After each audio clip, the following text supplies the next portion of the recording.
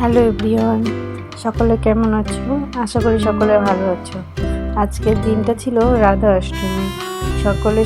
সমস্ত কাজবাজ সেরে আমি পুজো করতে বসে গেছি।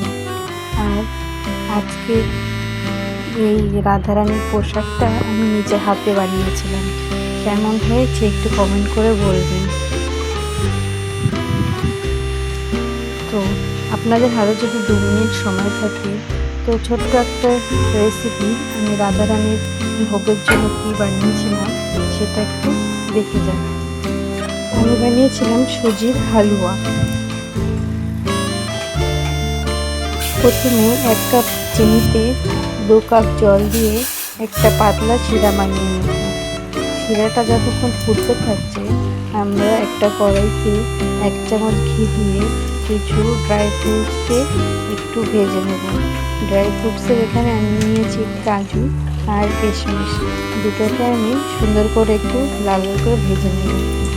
আমার এখানে কাজু ভাজা হয়ে গেছে, কাজুটা উঠিয়ে রেখে এখন বানিয়ে নেব কিশমিশ ভাজা। কিশমিশটাও একটু ভাজা হয়ে গেলে উঠিয়ে নেব, বেশি ভাজবো না, নাহলে তো তিতা লাগতে পারে।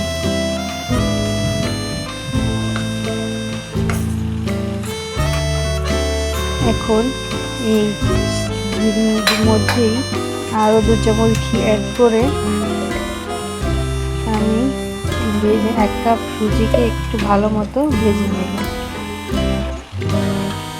এখানে দিয়ে দিলাম 1 কাপ সুজিটাকে খুব ভালো মতো একটু সময় নিয়ে রোস্ট করতে হবে, যাতে সুজিটা পুড়ে না যায় কিন্তু ভালো মতো ভাজা হয়ে যায়।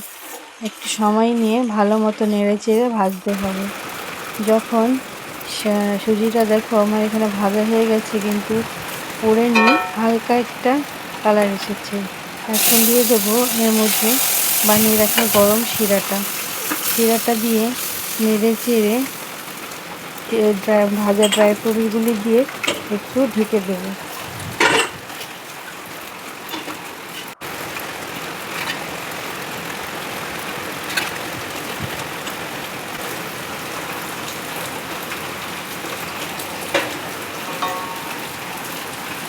রাধারানীর এই জন্মাষ্টমীর দিন আমার এই সিম্পল রেসিপিটা আপনাদের কেমন লাগলো একটা ছোট্ট কমেন্ট করে জানাতে ভুলবেন না।